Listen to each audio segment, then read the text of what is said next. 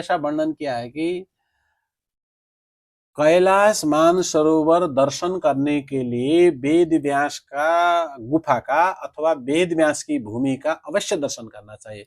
यदि वेद व्यास की भूमि का दर्शन नहीं करेंगे तो यात्रा अपूरी मानी जाएगी। सृष्टि का सबसे पहले पृथ्वी में पहला पानी, पहला जल मानसरोवर का जल है। इसकी उपासना भगवान दत्तात्रेय ने काशी नरेश को समझाया है। कौन कौन ये मानसरोवर के बारे में सबसे पहले उद्घाटन इसका किसने किया? दत्तात्रेय। और इसमें किस किसने तपस्या किया था? स्पष्ट रूप से आया है कि भगवान गौतम बुद्ध आए, आद्य गुरु तीर्थंकर, ऋषभदेव, इस परंपरा में भी, यह जैन की परंपरा है, उसमें भी मानसरोवर में उन्होंने दर्शन किया आए। इसके बाद महावीर स्वामी जो जैन परंपरा के हैं वो भी इसमें दर्शन करने के लिए आए।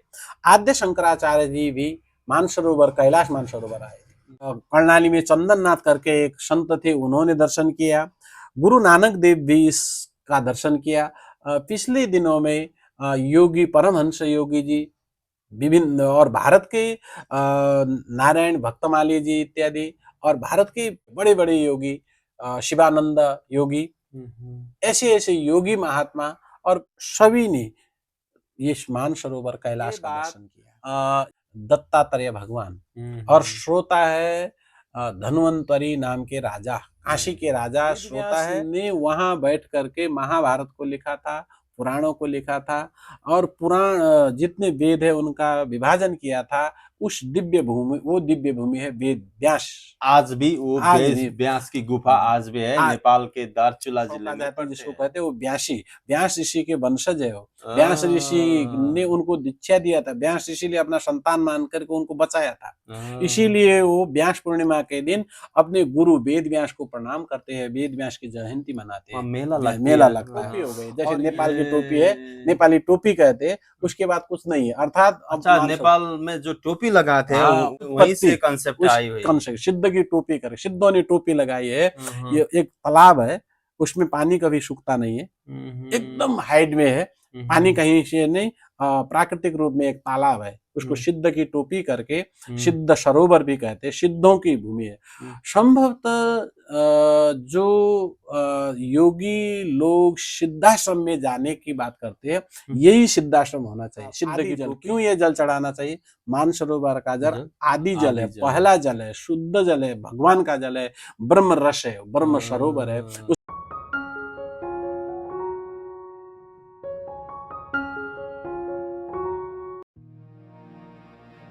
आदरणीय दर्शक बहन, आप सभी को मेरा प्रणाम। आज मैं नेपाल में आचार्य घनश्याम लेखक जी के सामिप्य में बैठा हुआ हूँ। आचार्य जी यहाँ के मानस खंड के बारे में बहुत विज्ञ माने जाते हैं। आज मैं उनसे थोड़ा सा ये कैलाश मानसरोवर की यात्रा शास्त्रीय रूप से कैसे करते हैं वो जानना चाहते हैं, क्योंकि हम बहुत लोग कैलाश मानसरोवर यात्रा करना चाहते हैं, बहुत लोगों ने कर चुके हैं, लेकिन वो शास्त्रीय रूप से कैसे करते हैं, कौन सी जगह नहीं छुटाना चाहिए, कौन सी मार्ग से जाना चाहिए, और हमारे पौराणिक ऋषि मुनियाँ कौन सी जगह से जाते थे और कौन सी जगह से वो समाप्त करते थे, इसका सत्य विधि विधान शास्त्र में क्या है, और वो बात हम यहाँ लाना चाहेंगे। मुझे माफ़ कर देना, मेरी हिंदी वैसी उतनी अच्छी नहीं है, फिर भी मैं कोशिश करूँगा, और आचार्य जी से ज़्यादा हम मार्गदर्शन करते हैं। गुरुवर आपको प्रणाम। ओम सीतानाथ समारंभाम रामानंदार्य मध्यमाम अस्मदाचार्य पर्यंतम वंदे गुरु परंपराम। सर्वप्रथम मेरी गुरु परंपरा गुरु श्री 1008 ब्रह्मदास जी को प्रणाम करता हूँ, और जिससे मैंने ज्ञान प्राप्त किया ऐसे संपूर्ण मेरे गुरुओं को प्रणाम करता हूँ। और मेरी दिव्य भूमि जहाँ से मैंने संस्कृत का ज्ञान किया और हिंदी भाषा को मैंने जहाँ से पढ़ा, वो पावन भूमि गंगा का तट, ऋषिकेश, हरिद्वार और मथुरा वृंदावन, और मेरी गुरु की पावन भूमि मध्य प्रदेश का वो चित्रकूट क्षेत्र, उसको अयोध्या को प्रणाम करता हूँ, जहाँ से मैंने ये ज्ञान प्राप्त किया, और उस भारत भूमि को नमन करता हूँ। और दर्शक श्रोताओं कैलाश मानसरोवर के बारे में जो हम चर्चा करने जा रहे हैं, कैलाश मानसरोवर आदि भूमि है। सृष्टि की उत्पत्ति का स्थल कैलाश मानसरोवर है। मानसरोवर सिंधु घाटी की जो सभ्यता है, उस सभ्यता की उद्गम भूमि है, उस सभ्यता की जन्मभूमि है। और कैलाश मानसरोवर राम राज्य स्थापना की उद्गम भूमि है। कैलाश मानसरोवर से उद्गम नदी जो जिसको महाकाली, उसी को आगे जाकर के सरयू कहते हैं। कर्णाली और महाकाली दोनों नदी मिल करके, काली और कर्णाली मिल करके आगे जाकर के जो सरयू नदी बनती है, उसी सरयू के किनारे में अयोध्या नगरी है। अयोध्या नगरी से ही राजाओं की उत्पत्ति हुई है और राज खानदान की उत्पत्ति हुई है। वो दिव्य भूमि है मानसरोवर। और मानसरोवर का जल प्रारंभिक जल है, आदि जल है, पहला जल, पहला पानी, पहला जल मानसरोवर है। उसके बारे में दो मान्यता है। एक मान्यता है, जब वामन भगवान ने अपना पैर बढ़ाया, वो पैर जा करके आगे बढ़ा तो उस ब्रह्मलोक में पूगा। ब्रह्मलोक में पहुंचने के बाद ब्रह्मा जी ने अपने कमंडलों से उस नख को, भगवान नारायण के नख को, चरण को धोया। वही जल निकल करके कैलाश में गिरा और शिव जी के मानसरोवर के ऊपर जो कैलाश है उसके ऊपर गिरा और शिव के जटा में ऐसे रह गया जैसे कड़ाही में एक जलेबी। और उसके बाद वो मानसरोवर में आया और वही मानसरोवर का जल गंगा, सरयू और महाकाली, कर्णाली, गंगा, यमुना इत्यादि जो उत्तर भारत की संपूर्ण नदी है, ये नदियां, संपूर्ण नदियों का उद्गम स्थल कैलाश मानसरोवर ही है। ये कैलाश मानसरोवर वैदिक हिंदू जो है, सनातनी हिंदू, जिसको हम सनातनी हिंदू कहेंगे, जैसे बौद्ध, जैन, सिख, किरात, ये ओम को मानते हैं ये। और वैदिक अवैदिक हिंदू जो दोनों प्रकार के हिंदू है, वेद को मानने वाले हिंदू और वेद को न मानने वाले, हिंदू परंपरा के अंतर्गत ओम को मानने वाले, दोनों की आराध्य स्थली, प्रारंभिक स्थली कैलाश है। बौद्ध लोग भी मानते हैं, जैन भी कैलाश मानसरोवर को मानते हैं, सिख धर्म संप्रदाय वाले भी मानते हैं और किरात संप्रदाय जो नेपाल में ज्यादा है, वो किरात धर्म वाले, बोन जो धर्म है वो भी कैलाश मानसरोवर को मानता है। कैलाश क्या है? कैलाश आदि भूमि है। सबसे पहले तो ये ब्रह्मा विष्णु महेश के रूप में है कैलाश। मानसरोवर महाकाली और महालक्ष्मी श्री मानसी देवी के रूप में मानसरोवर का जल है। मानसरोवर का जल ब्रह्म रस है। रसो वै स, ब्रह्म को कहा है रसो वै स। ब्रह्म क्या है? रस है। जो ब्रह्म का रस पिघला, भगवान ब्रह्म का रस पिघला, वही रस पिघल के रस उल्टा कर दिया, सरोवर बना। उसी सरोवर का नाम मन का सरोवर है। मानस सरोवर इसी मन का सरोवर है। मानस सरोवर इसीलिए का मन है, वो भगवान का मन है। भगवान के आंसू टपके जब भगवान नारायण के, वो आंसू से मानसरोवर का जल बना। इसीलिए ये आदि जल है, पहला जल है। सृष्टि का सबसे पहले, पृथ्वी में पहला पानी, पहला जल मानसरोवर का जल है। इसकी उपासना भगवान दत्तात्रेय ने काशी नरेश को समझाया है। कौन कौन ये मानसरोवर के बारे में सबसे पहले उद्घाटन इसका किसने किया? दत्तात्रेय भगवान। दत्तात्रेय भगवान ब्रह्मा विष्णु महेश तीनों के रूप में, उनके तीनों रूप है, ब्रह्मा विष्णु महेश के रूप में दत्तात्रेय भगवान ने ही इसका प्रारंभ किया था। इसके बाद मानधाता नाम के राजा हुए, भगवान राम के पूर्वज। मानधाता आज भी तिब्बत जो चीन का स्वशासित क्षेत्र है, उसमें मानधाता नाम का एक पर्वत है। मानधाता नाम का पर्वत है। मानधाता ऋषि जो अयोध्या के राजा थे, राम जी के पूर्वज हो, ये उत्तर कुरु, उत्तर कौशल भी कहते हैं इसको, उत्तर कौशल प्रदेश, भगवान राम के पूर्वज जो कौशल प्रदेश है, ये कौशल प्रदेश भी है। और इसमें किस किस ने तपस्या किया था? स्पष्ट रूप से आया है कि भगवान गौतम बुद्ध आए, उनका भी इस मानसरोवर में, मानस खंड में, जो हम मानस खंड कहते हैं, कैलाश मानसरोवर, उसमें उनका आगमन हुआ है, उन्होंने दर्शन किया है। आद्य गुरु तीर्थंकर ऋषभदेव, इस परंपरा में भी है, जैन की परंपरा है, उसमें भी मानसरोवर में उन्होंने दर्शन किया आए। इसके बाद महावीर स्वामी जो जैन परंपरा के हैं वो भी इसमें दर्शन करने के लिए आए। आद्य शंकराचार्य जी भी मानसरोवर, कैलाश मानसरोवर आए। हिंदू धर्म के आद्य शंकराचार्य जी का भी आगमन हुआ। चंदननाथ दिव्य, आज भी कर्णाली में चंदननाथ करके एक संत थे, उन्होंने दर्शन किया। गुरु नानक देव भी इसका दर्शन किया। पिछले दिनों में योगी परमहंस योगी जी विभिन्न, और भारत के नारायण भक्तमाली जी इत्यादि, और भारत के जो योगी हुए बड़े बड़े योगी, शिवानंद योगी, ऐसे ऐसे योगी महात्मा और सभी ने ये मानसरोवर कैलाश का दर्शन किया है। इसलिए ये मानसरोवर क्षेत्र देवी देवताओं की भूमि, ऋषि की भूमि, और इसके बाद योगियों की भूमि। इसके बाद आप हम जो गृहस्थ लोग हैं, हम लोग भी दर्शन करने के लिए इस मानसरोवर कैलाश को जाते हैं। हम लोगों के लिए भी नमन है। यद्यपि हम सामान्य गृहस्थ लोग वहां जा नहीं पाते, प्रत्येक हिंदुओं को, प्रत्येक सनातनी को एक बार मानसरोवर कैलाश का दर्शन करना ही चाहिए, अवश्य करना चाहिए। लेकिन करते कैसे हैं, कहाँ से स्टार्ट हाँ। करते हैं, कहाँ से एंड करते हैं? हम लोग तो कैसे हैं कि कोई हवाई जहाज से जाते हैं, लेकिन आपके मुखार बिंदु से हम सुनना चाहते हैं कि कहाँ से प्रारंभ किया जाए, ये शास्त्रीय रूप में कैसे जाना चाहिए, ये शास्त्रीय रूट से हम हमारे फॉलो हिंदू करेंगे। धर्म में सबसे पहला प्रमाण वेद मानते हैं। वेद वेद की व्याख्या उपनिषद करते हैं, दर्शन करते हैं।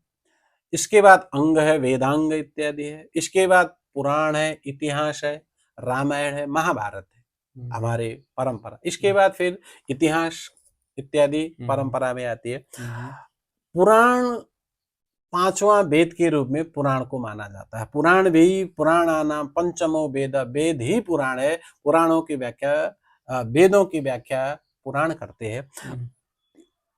18 पुराणों में से स्कंद पुराण सबसे बड़ा पुराण। स्कंद पुराण में सभी चीज का व्याख्या, विशेष करके भूगोल का जो वर्णन है, स्कंद पुराण निर्धारण करता है। स्कंद पुराण में केदार खंड, मानस खंड, हिमवत खंड, कुमारिल खंड, अयोध्या खंड, मथुरा खंड, ये जितने भी खंड है, उज्जैन खंड, ये जितने भी क्षेत्र है उनको अलग अलग अलग अलग खंडों में करके एक एक करके व्याख्या किया है। स्कंद पुराण इतना वृहत है कि प्रत्येक खंड, जितने भी भारतवर्ष के अलग अलग क्षेत्र है, प्रत्येक का नीलांचल खंड कहा, हिम्मत खंड कहा, मानस खंड कहा, और कश्मीर खंड कहा, जालंधर खंड, ऐसे स्कंद पुराण में विभिन्न खंडों को उद्घाटित किया। ये खंड क्या है, 50 खंड किसी ने कहा, 9 खंड किसी ने कहा, 50 खंड की व्याख्या आती है। ये 50 खंडों में एक खंड है मानस खंड, एक पुराण है मानस खंड पुराण। स्कंद पुराण के अंतर्गत एक पुराण है, पुराण के अंतर्गत मानस खंड। उस मानस खंड में कैलाश मानसरोवर की यात्रा कैसी करनी चाहिए, कहाँ से करनी चाहिए, स्पष्ट रूप में मानस खंड संहिता के 11वें अध्याय में जाने का आगमन और निर्गम, प्रवेश मार्ग और निर्गमन, वापस होने का दोनों मार्ग प्रष्ट रूप में 11वें अध्याय में संस्कृत का मूल श्लोक है, उसमें ये मार्ग बताए हैं। स्कंद पुराण के मानस खंड के 11वें अध्याय में कैलाश मानसरोवर का प्रवेश मार्ग और निर्गमन, फरकने का मार्ग, दोनों मार्गों को स्पष्ट रूप से संस्कृत में बताया। इसमें से अब प्राचीन काल के नाम, तत्कालीन पौराणिक काल के नाम और आज के नाम में थोड़ी सी भिन्नता है। नाम बदल गए, कुछ नाम नए रख लिए गए। इस कारण से थोड़े थोड़े नाम मिलते हैं, कुछ नाम मिलते नहीं है। ये खोजी भी करनी पड़ेगी। कुछ कुछ नाम मैंने अपने हिसाब से जो मैंने पाए उसके हिसाब से ये बात, स्कंद मानस खंड के जो वक्ता है, व्यास है, मानस खंड के वक्ता है दत्तात्रेय भगवान, और श्रोता है धन्वंतरी नाम के राजा, काशी के राजा श्रोता है, और दत्तात्रेय भगवान वक्ता है। दत्तात्रेय भगवान ने काशी राज धन्वंतरी ने प्रश्न किया, जैसे आपने प्रश्न किया ऐसे उन्होंने कहा ये मानसरोवर कैलाश जाने का रास्ता कहाँ से है, कहाँ से जाते हैं, कैसे जाते हैं, यहाँ के तीर्थ क्या। तब दत्तात्रेय जी कहते हैं कि मैं कैलाश में गया, मानसरोवर गया, मानसखंड गया, वहाँ हिमालय के ये तीर्थों का मैंने दर्शन किया। दत्तात्रेय भगवान इस भूमि को परिक्रमा करके गए थे। शुरू कहाँ से किया, तो शुरू के लिए शास्त्र कहता है कि शुरू करने के लिए नैमिषारण्य में जाना चाहिए। नैमिषारण्य पहला स्थान है। नैमिषारण्य में जाकर के आज के भूगोल में भारत में सीतामढ़ी जिले में उत्तर प्रदेश में ये नैमिषारण्य वहाँ है। अच्छा। नैमिषारण्य से प्रणाम करके वहाँ ऋषियों को प्रणाम करके वहां से प्रारंभ करनी चाहिए। इसके बाद सीधा वर्णन, बीच का रास्ता का वर्णन नहीं है शास्त्र में।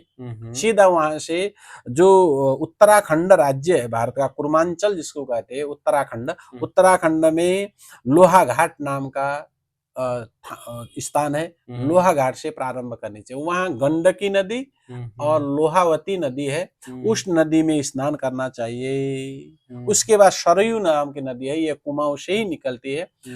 ये उत्तराखंड से निकलती है। कुमाऊं सरयू नदी में स्नान करना चाहिए। फिर इसके हंस तीर्थ है वहीं, फिर हंस तीर्थ करके ये कुमाऊं मंडल में प्रसिद्ध है। इसके बाद दारू पर्वत, पाताल भुवनेश्वर जिसको कहते हैं, ये नेपाल में भी है, भारत में भी है। पाताल भुवनेश्वर का दर्शन करना चाहिए। पाताल भुवनेश्वर में एक रात आराम करना चाहिए, वहां दर्शन करके वहीं रहना चाहिए। उसके बाद आगे बढ़ना चाहिए। जब थोड़ा सा पाताल भुवनेश्वर में तो पूरे देवी देवता में पाताल भुवनेश्वर का तो भारत में गंगोली हाट में पाताल भुवनेश्वर है। वहां तो पूरी व्यवस्था कर रखी है, अंदर गुफा जा सकते हैं। अंदर विभिन्न देवी देवताओं का चित्र बने हुए है। नीचे पाताल माने जमीन के अंदर जो गुफा है, सबसे लंबी गुफा है। और एक गुफा यह है, एक गुफा पाताल भुवनेश्वर की दूसरी पूर्व तरफ की गुफा बैतडी, नेपाल के बैतडी जिले के पाटन और पाटन करके स्थान है। और सरयू नदी जिसको अब वहाँ शास्त्र में सरयू का है, वो ऐसे सुरनया कहते हैं। सुरनया के किनार में दूसरा गुफा है। उस गुफा में आज भी उस गुफा के अंतर्गत एशिया की सबसे बड़ी गुफा है। इतनी बड़ी गुफा है। ये जर्मन जो पाताल गुफा विशेषज्ञ है, ये विदेशी जो विशेषज्ञ होते हैं गुफा, उनका कहना है। तो शास्त्र में उसके अंदर प्रतिपदा से लेकर के अमावस्या पूर्णिमा तक एक एक वर्णन है। प्रत्येक दिन पूजा करने का विधान है। प्रत्येक दिन उसमें इस मानस खंड में पाताल भुवनेश्वर के 600 श्लोक करीब करीब इतना वर्णन है, विस्तृत वर्णन है। उसको तो हम पाताल भुवनेश्वर के बारे में बहुत वर्णन है। पाताल भुवनेश्वर, उसका दर्शन करने के बाद ये दिव्य दर्शन है, भगवान का साक्षात रूप है। सभी देवता है वहाँ, सभी देवी देवता का उसके अंदर पाताल भुवनेश्वर में दर्शन कर लो तो सभी पाताल के सभी देवता है। आचार्य जी थोड़ा सा आपका अनुभव बता दीजिए। तो यहाँ नेपाल का जो पाताल भुवनेश्वर जो है, एशिया का सबसे बड़ा गुफा उसमें माना गया। जर्मन भूगर्भविद ने कहा कि यह एशिया का सबसे लंबा गुफा है, उन्होंने अपने हिसाब से कहा। अब उसके बारे में जो बैतडी, नेपाल के बैतडी जिले के पाटन के नजीक, पाटन नगर पालिका सुरनया गांव पालिका में जो पाताल भुवनेश्वर है, ऊपर पहाड़ के ऊपर एक तालाब है। उस तालाब में कभी भी पानी बना रहता है, पानी कभी नहीं सूखता है। और नीचे गुफा है। गुफा के अंदर जाने के लिए छोटी सी, एक आदमी जा सकता है अंदर। और अंदर जाने के बाद आदमी कभी कभी तो उसको लेट के जाना पड़ता है, कभी कभी उठ करके, कभी कभी तिरछे, ऐसे हो करके अंदर जाना पड़ता है। ये दास स्वयं उस पाताल भुवनेश्वर का दर्शन किया है, इसीलिए मुझे थोड़ा अनुभव है। संयोग से मैं और एक ज्योतिष पंडित गणेश पंत जी, हम दोनों गए थे। उस समय श्रावण के महीने में गए थे और उस समय पानी पड़ रहा था, पानी आ रहा था अंदर पानी, और छोटे छोटे पानी की बूंदें टपक रही थी। बड़ा बड़ा आकृति बने हुए अंदर अपने आप। जाकी रही भावना जैसी, प्रभु मुहूर्त तिन देखी जैसी। मन में जो कल्पना करो वही आकृति बनती। अंदर जाकर के तो कुछ है नहीं, पाताल के अंतर्गत है, भूगर्भ के अंतर्गत है। अंदर जाकर के सोचो ये कृष्ण भगवान बंशी बजा रहे वैसे ही दिखता था। ये शिवजी है, शिवजी ही दिखे, जो जाके रही भावना जैसी यही मूर्ति हमको दिखी। अंदर गए, वहां जाने के बाद 3 रास्ते मिले, एक रास्ता नीचे था, एक ऊपर था, एक ऊपर था। वहां से हमको डर लग गया, इसके अंदर जाए करके फिर कहाँ जाएंगे हम। वापस होते समय हमारे पास आधुनिक उपकरण नहीं थे। आचार्य गुरुवर, आप कितने टाइम पर चलते रहे? हम करीब करीब आधा घंटे अंदर गए, चलते रहे चलते रहे। उसके बाद मोबाइल का हमारे पास मोबाइल था, मोबाइल की लाइट से गए। अब उसके टॉर्च से कुछ नहीं, अंदर बंद होने लग गया, फिर अंधेरा अंधेरा आने लगा। उसके बाद हमने कहा कि हम तो अब नहीं जाएंगे, डर लग रही है हमको, डर लगने होने तो उसके अंतर्गत कोई डर भय कुछ नहीं था। हम तो लेकिन आगे बहुत सा रास्ता भी है, बोल अलग अलग रास्ता है, अलग अलग रास्ता है। वहां से अब आते समय, जाते समय तो हम अभी एक रास्ता से गए, उसके बाद तो अब आते समय वापस कैसे होंगे, इसलिए हमने कहा कि हमने सुना था कि जाते समय यदि जाना हो तो सबसे पहले बाहर जहां से आप गए मूल पॉइंट में एक धागा बांधो और उसको धागा को लेते लेते जाओ जाओ जाओ, और आते समय उसी धागे के रस्सी के सहारे बाहर आ सकते, नहीं तो आप अंदर फंस गए। इसलिए अंदर नहीं गए। फिर उसके अंदर आगे जाकर के हमको पता लगा, बाद में हमने वहां के विद्वानों से पूछा तो उसके अंदर एक अंदर जाकर के एक विशाल मैदान है, जिस मैदान में आप बैठ सकते हैं। बाद में हमने देखा पाताल भुवनेश्वर के एक गुफा से तो हम प्रवेश करे, 2-3 गुफा और देखे हमने पूछा वहां वालों को ये गुफाएं क्या है, ऐसी गुफा थी, उन्होंने कहा ये आंख है, ये दूसरी गुफा। हमको लगा कि ये भगवान की आंख होनी चाहिए, कोई स्पाइडर की वेब जैसी लगती गुफा, अंदर कहां से कहां एक गुफा दूसरी थी, एक गुफा इधर थी। ये गुफा वहां श्वास लेने के लिए, हवा लेने के लिए, उजाला के लिए हो सकती है, हमको ऐसा अनुभव हुआ। लेकिन हमको उसके अंतर्गत एक बार अवश्य दर्शन करने की इच्छा है। संभव हो सके तो आप हम मिल करके एक दिन उस पाताल टीम बना करके दर्शन करेंगे। ये पाताल भुवनेश्वर हुआ। इसके बाद रामगंगा करके है, रामगंगा करके भारत में पड़ती है। कैलाश मानसरोवर जाने का कौन सी जगह से रामगंगा में स्नान करना चाहिए, पाताल भुवनेश्वर। फिर नीलेश बालिश देवता है, वहां दर्शन करना चाहिए। पावन पर्वत, ये पावन पर्वत वर्तमान में पिथौरागढ़ कहते हैं, पिथौरागढ़ के आसपास नेपाल महाकाली नदी के नजीक 35 किलोमीटर, लेकिन इंडिया में है। पिथौरागढ़ उत्तराखंड के पिथौरागढ़ में पहुंचे। पिथौरागढ़ के बाद ध्वजकेदार करके, ये महाकाली के तट में भारत में पड़ता है। वैसे ये देवता तो नेपाल के भी है, ध्वजकेदार नेपाल में भी जाते हैं, नेपाल के भी आते हैं। महाकाली के एकदम बॉर्डर में है, दारचूला जाते समय ध्वजकेदार करके, नाम ही ध्वजकेदार है। इसके बाद काली गोरी संगम करके आया, इसको आजकल जोलजीबी कहते हैं। नेपाल में भी है, भारत में भी है। नेपाल में भी जोलजीबी कहते हैं, भारत में भी जोलजीबी कहते हैं। लेकिन पुराण में जोलजीबी नहीं, पुराण में तो काली, श्यामा और गौरी संगम कहा है। श्यामा माने काली, गौरी माने गोरी, काली गौरी का संगम कहते हैं जोलजीबी।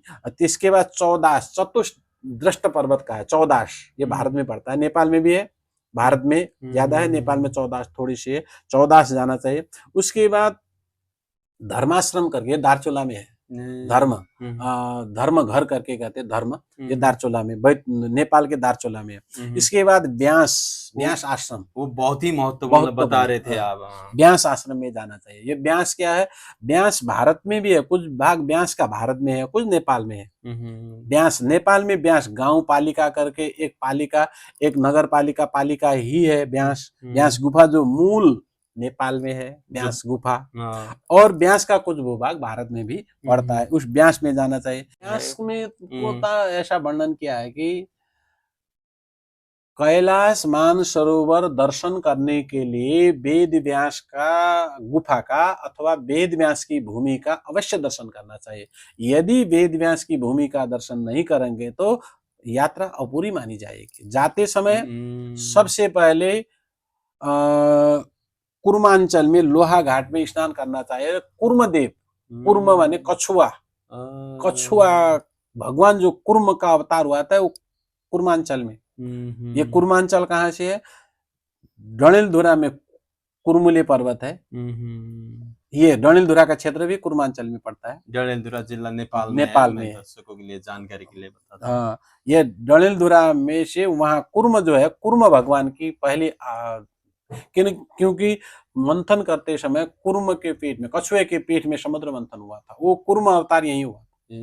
कुर्म अवतार की भूमि है कुमाऊं, जिसे कुमाऊं कहते हैं, कुर्म अवतार, उसका दर्शन करना चाहिए पहले। इसके बाद हम आगे बढ़ते, फिर उसके बाद व्यास का अवश्य दर्शन करना चाहिए, और काली गोरी जो संगम है जोलजीबी, उसमें स्नान करना चाहिए क्योंकि वो मुख्य भूमि है। और इसके बाद हम जब आगे गए तो वेद व्यास का स्नान करना चाहिए।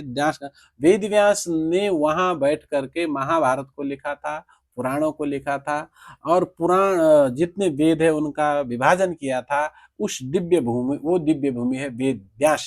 आज भी वो आज भी व्यास की गुफा आज भी है, नेपाल के दार्चुला जिले में पड़ते हैं।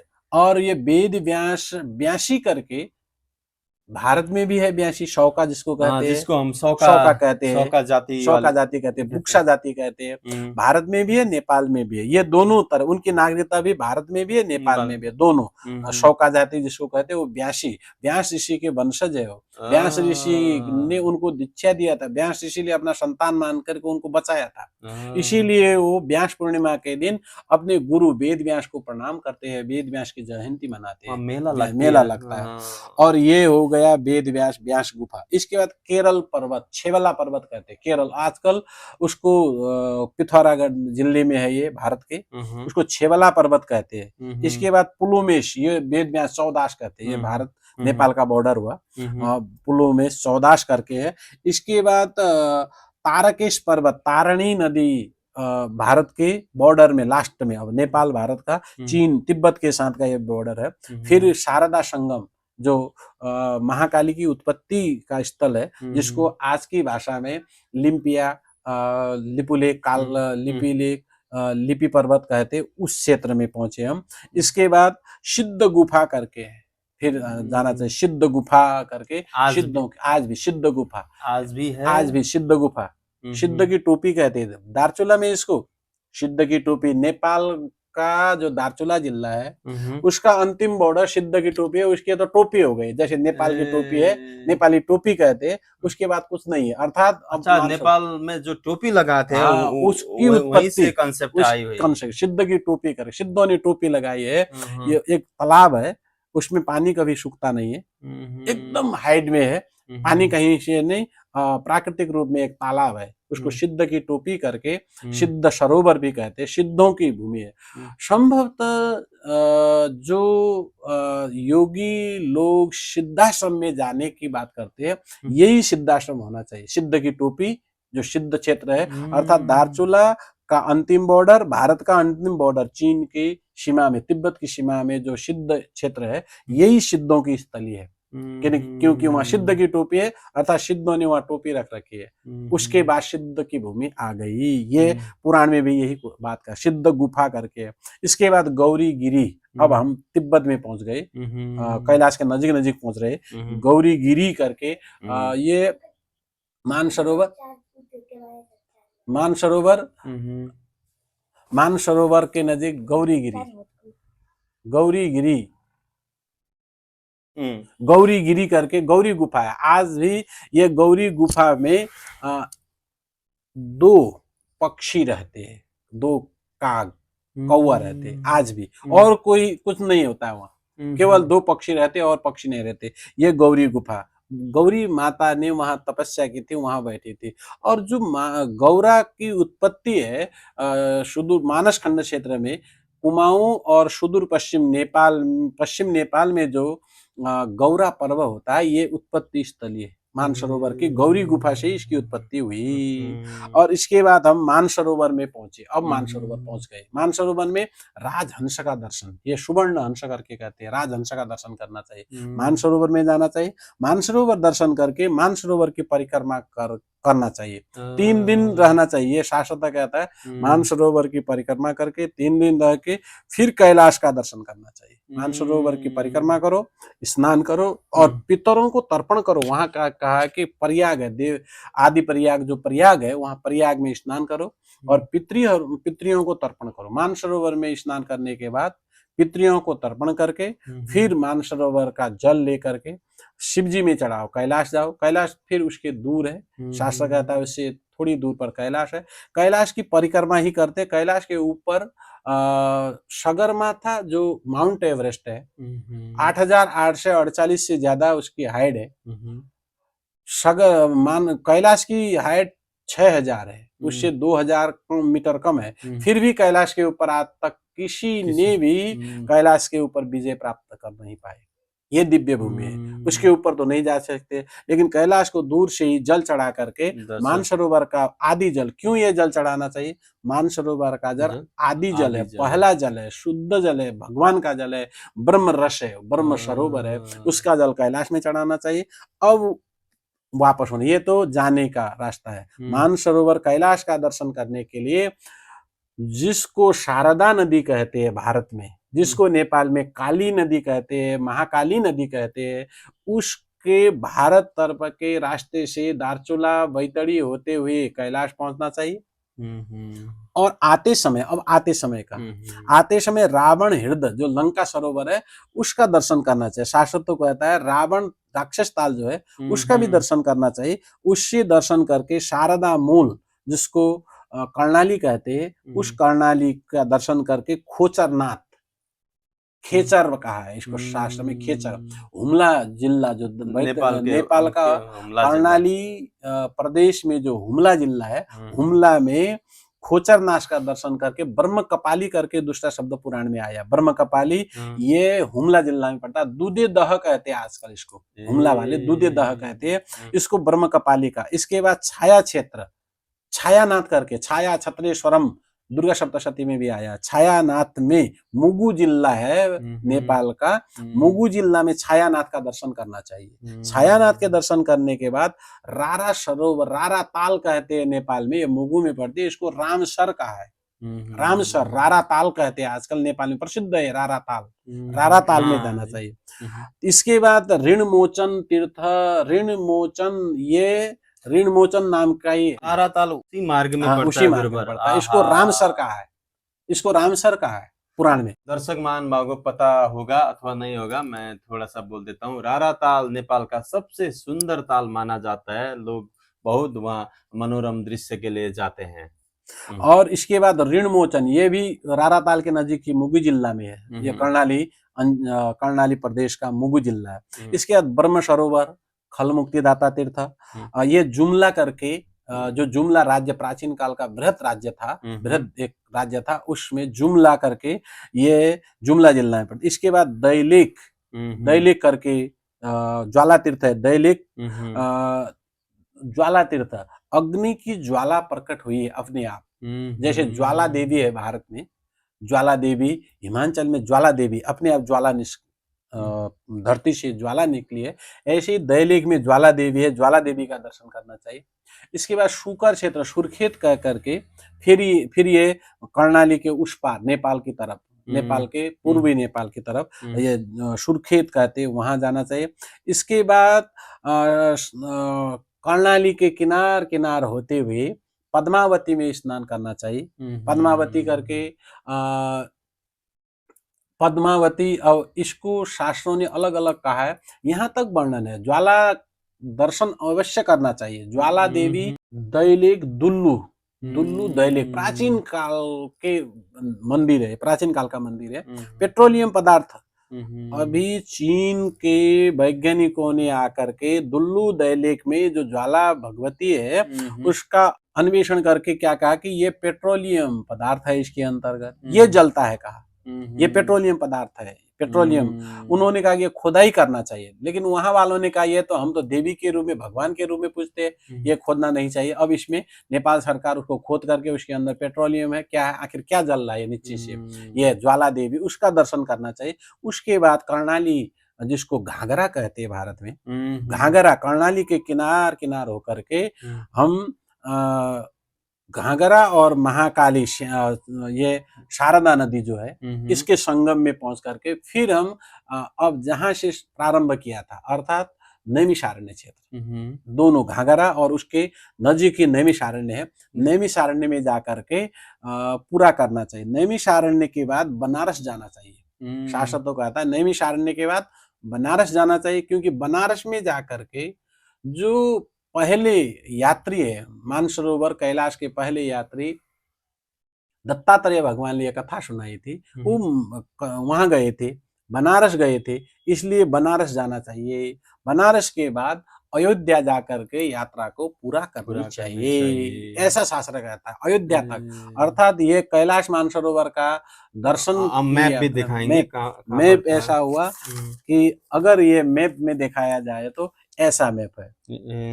यहाँ से हम शुरू करेंगे, ये यहाँ वो है नैमिषारण्य, नैमिषारण्य से हम ऐसे गए, यहाँ जाकर के फिर हम ये कैलाश पर्वत पहुंचे, ये मानसरोवर कैलाश, और कैलाश से वापस होते हुए ये जुमला नेपाल की ये कर्णाली नदी है, ये कर्णाली के किनार किनार किनार किनार होते ये ज्वाला तीर्थ में पहुंच गए।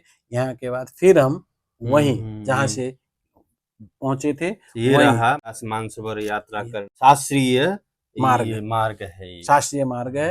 अंत में पुराण के स्कंद पुराण के मानस खंड संहिता है, स्कंद पुराण का मानस खंड करके एक पुराण है, उस पुराण में ये स्पष्ट रूप से व्याख्या इसकी, मानसरोवर की तो इतनी व्याख्या है, मानसरोवर कैलाश की और व्यास की, और ये नदी जो है जैसे महाकाली नदी है जिसको शारदा नदी कहते हैं, इनका स्पष्ट रूप में वर्णन है। ये इस कारण से हम ये कह सकते हैं कि कैलाश मानसरोवर में जो भी यात्री आप लोग दर्शन करने जाते हो, सबसे पहले व्यास गुफा से परमिट लेना चाहिए। तो नेपाल का धारचूला जिला है, उसमें तो जाना ही चाहिए, और उसके बाद व्यास गुफा आते समय कर्णाली होकर के आना चाहिए, कर्णाली होकर के, जो इंडिया में घाघरा कहते हैं, घाघरा कहते हैं, उसका दोनों, अर्थात जो नेपाल का सुदूर पश्चिम प्रदेश है इसकी परिक्रमा करनी चाहिए। जाते समय महाकाली, आते समय कर्णाली परिक्रमा करके आना चाहिए, ये शास्त्रीय परंपरा है। यदि ये नहीं कर सकते हो तो जैसे भी एक बार कैलाश का दर्शन अवश्य करना चाहिए। इतना कहते हुए आप सभी को ये मानस खंड क्षेत्र, दिव्य मानस खंड क्षेत्र, नेपाल, भारत और चीन, तिब्बत, ये 3 देश का तद्देशीय जो दिव्य मानस खंड क्षेत्र है, इस मानस भूमि की तरफ से आप सभी लोगों को जो ये यूट्यूब में ये कैलाश मानसरोवर मानस खंड यात्रा है, इस यात्रा में आइए और अवश्य मानस खंड मानसरोवर की यात्रा, कैलाश की यात्रा करिए।